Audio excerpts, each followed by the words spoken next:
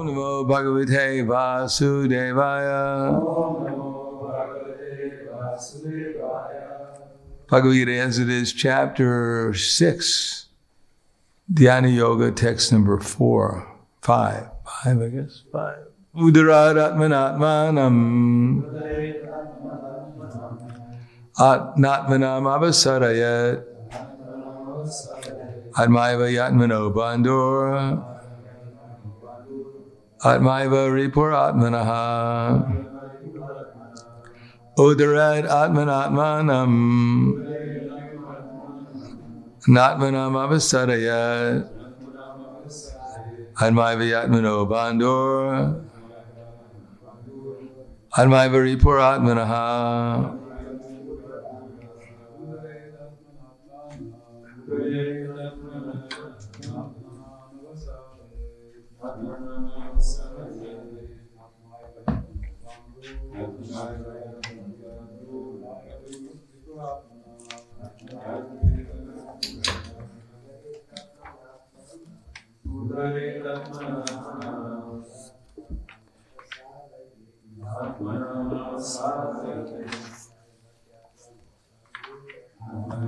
Atmano Bandura Atmanaha Jenske Udarat Atmanatmanam Atmanam Avasarayat Atmaiva Yatmano Bandura Atmaiva Ripur Atmanaha Udared, one must deliver. Don't seem very impressed by that word. Let's try it again. One must deliver. Atmana, by the mind. Atmanam, the conditioned soul. Na, never. Atmanam, the conditioned soul. Avasarayat, put into degradation. Atma, mind. Eva, certainly.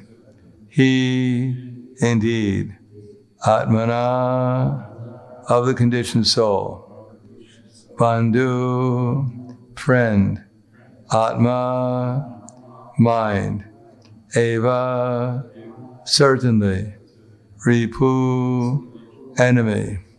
Atmanam, of the conditioned soul.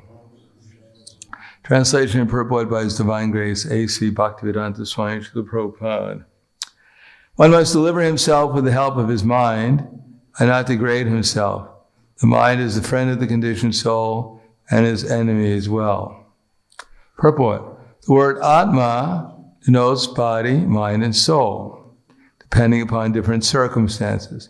In the yoga system, the mind and the conditioned soul are especially important. Since the mind is the central point of yoga practice, Atma refers here to the mind. The purpose of the yoga system is to control the mind and to draw it away from attachment to sense objects. It is stressed herein that the mind must be so trained that it can deliver the conditioned soul from the mire of nescience.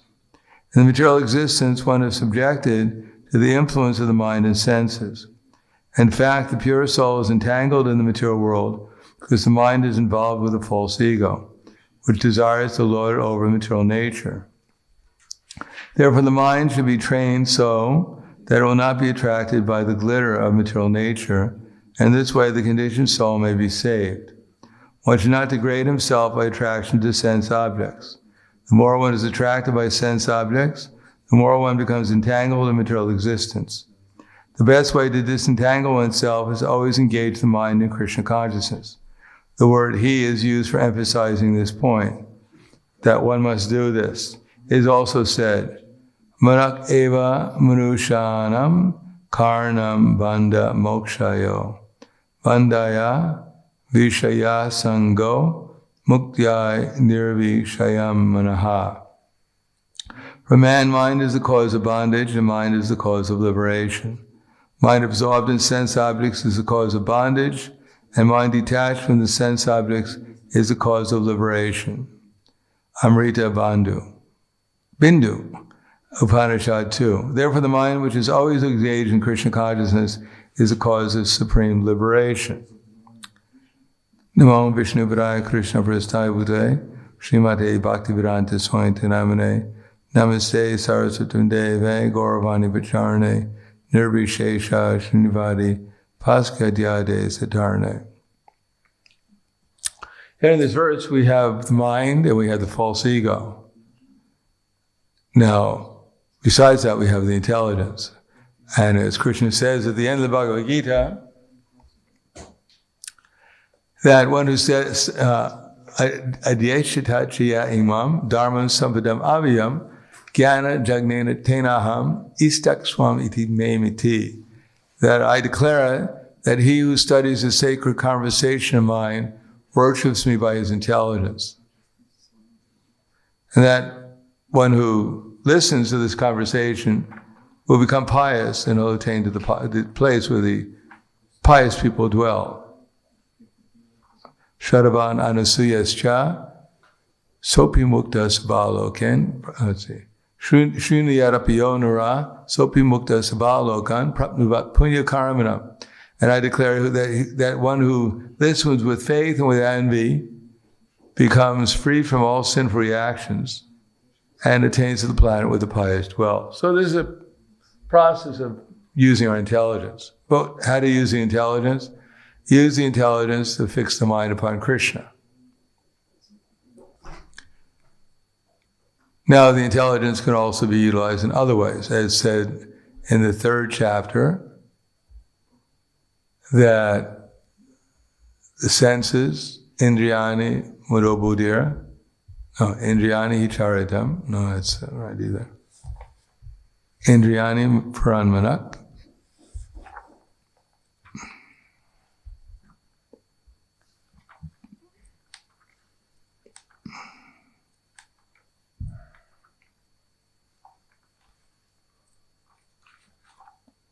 Indriyani manobuddhira asyadishtanam uchite aitaravimahodatyeka jnanam avriti dehinam.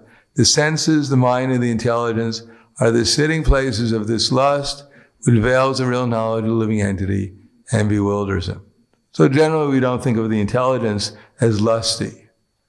Nor do we think, we can think of the mind as being lusty, or the senses being lusty, but generally we don't think the intelligence is lusty. And we're not quite clear how we get a false ego. But here it explains in this verse how it all happens. And the beginning is just hearing.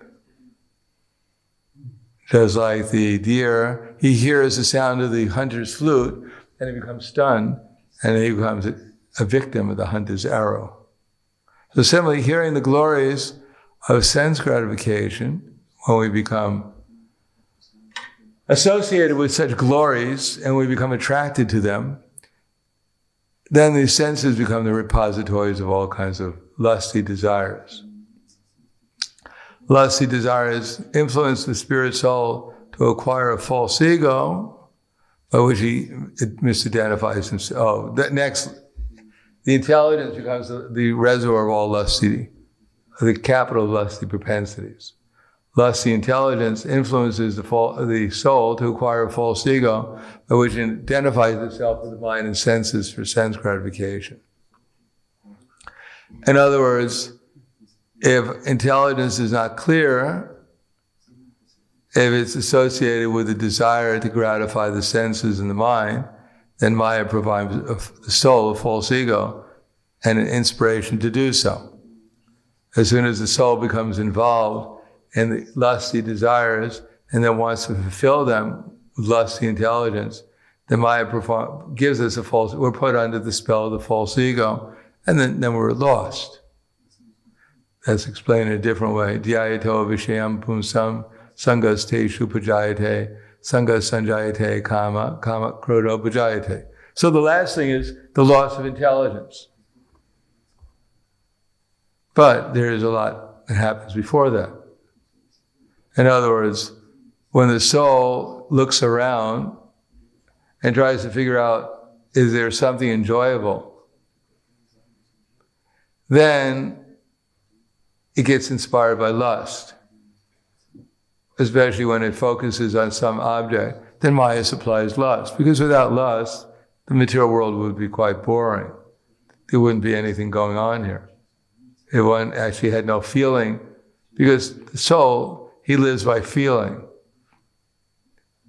Well, I mean, most souls. I mean, some souls are really on the intellectual platform and they just exist feeding off their false ego of how intelligent they are, how they can analyze everything in 100 different ways without ever coming to a definite conclusion.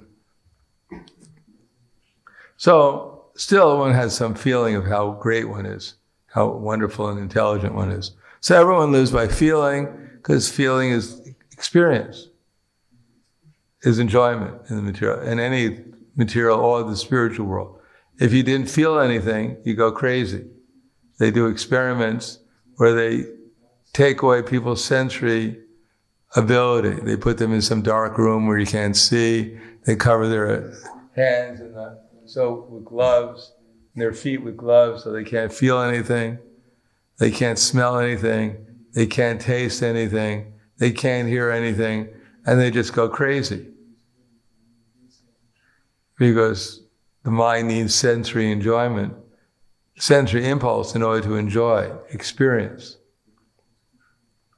In any case, we look around, we see something we like, we say, that's for me. And then Maya inspires us with lust. Yes, that is for you. It's love, we call it. I'm deeply in love. I can't. Lust, I mean love without you. Live without you. And then we try to enjoy the senses. And if we enjoy them, we want more. Just like Vishwamrita, as I mentioned the other day, he was wanted to take a little peek to see what Urvashi looked like. Or Menaka, actually, it was Menaka. And he took a little peek and he decided it was too good to refuse. And he didn't try to enjoy it once, he tried to enjoy it for 100 years before he got dissatisfied. I mean, we don't even live for 100 years. And then he went back to his meditation again. So then there's greed. And after greed, because greed can never be satisfied. And as we know, Vishwamrita, the next time around, after 60,000 years of meditating, when he heard the Apsara's ankle bells, he became so angry he burned to ashes with his eyesight. So instead of lust this time, he had anger. And then after lust and anger, and after another 60,000 years, no Apsara in her right mind would ever go and try to allure him again. So he got second initiation.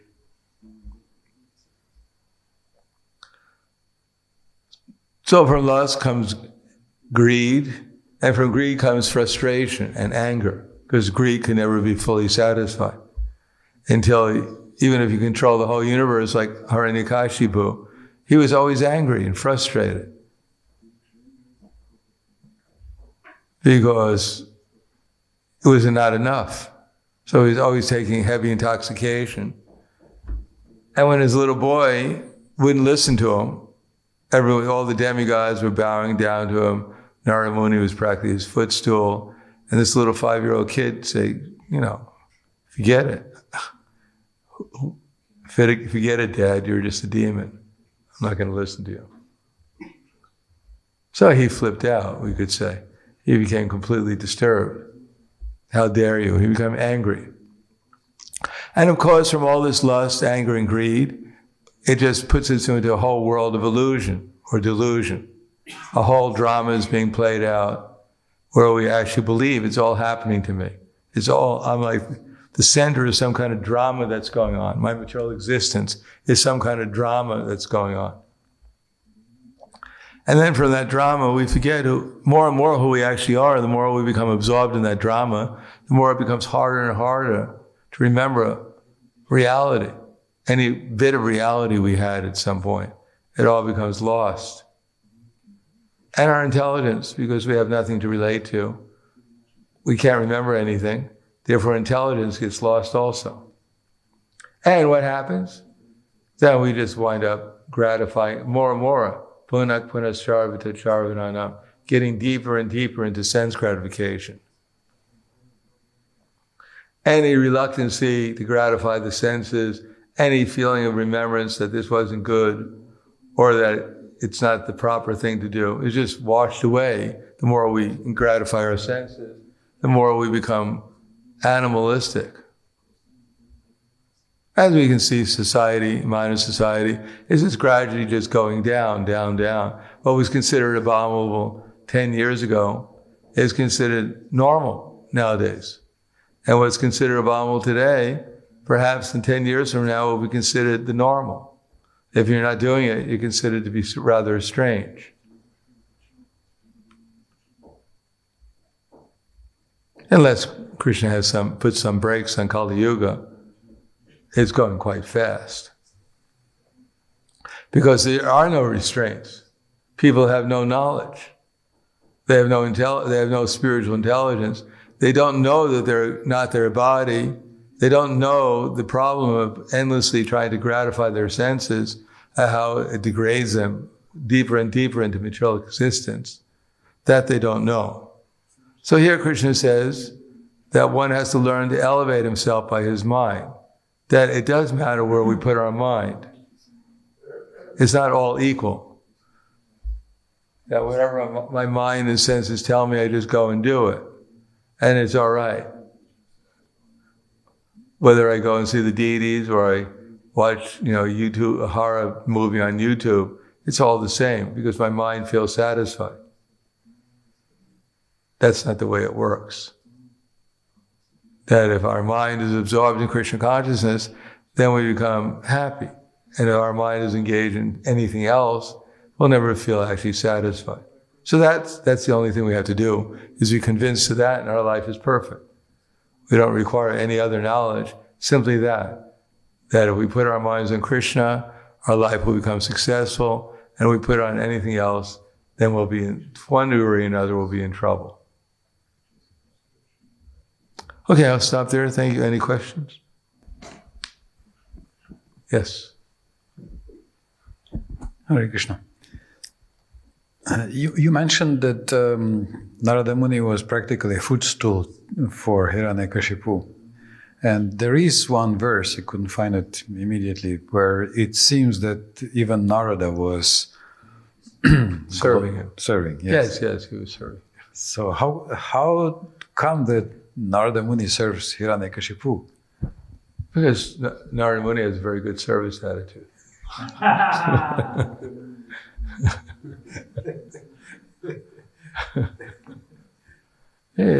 I don't know. I mean, obviously Narada Muni this is some kind of pastime. Why Narada Muni was doing it. Yes, Srivas Thakur, you can ask him, he brought him. I don't know. Anything else?